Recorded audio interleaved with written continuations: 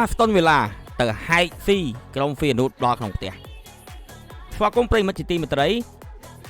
ជួបជាមួយនឹងខ្ញុំបាទក្នុងកម្មវិធីព័ត៌មានកីឡាអន្តរជាតិរបស់ God 55 Aston Villa ទៅស៊ី Feyenoord ទៅដល់ក្នុងផ្ទះដោយលទ្ធផល 2-0 តតបញ្ចូលទីដោយកីឡាករ Buendia នៅនាទីទី 61 និង Morgan នៅនាទីទី 79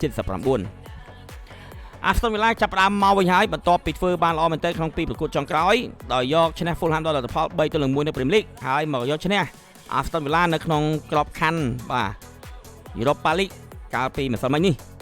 គួរបញ្ជាក់ផងដែរថា Aston Villa ធ្វើមិនសូវបានល្អទេកាលពីដើមរដូវកាលប៉ុន្តែយ៉ាងណាមិញនៅក្នុងក្របខ័ណ្ឌ Europa League នេះគេឈ្នះបាន2ប្រកួតទៅហើយយើងចាំមើលថាតើ Aston Villa នឹងអាចប្រកបព្យុះភ្លៀងបានដែរឬទេនៅក្នុងរជ្ជកាលបាទរបស់យក Unai Emery មានតែតាមដានទស្សនាបាទជាមួយនឹងកម្មវិធីព័ត៌មានកីឡាអន្តរជាតិរបស់ God 55 Media តែប៉ុណ្ណោះប្រិយមិត្តតាមដានទស្សនាព័ត៌មានកីឡាអន្តរជាតិរបស់ God 55 Media ដើម្បីទទួលបានអាយុដ៏ស្រស់ស្អាតជាច្រើនរង្វាន់រួមជាមួយនឹងទូរស័ព្ទដៃមួយគ្រឿងគ្រាន់តែបំពេញលក្ខខណ្ឌចូលរួមជាមួយនឹង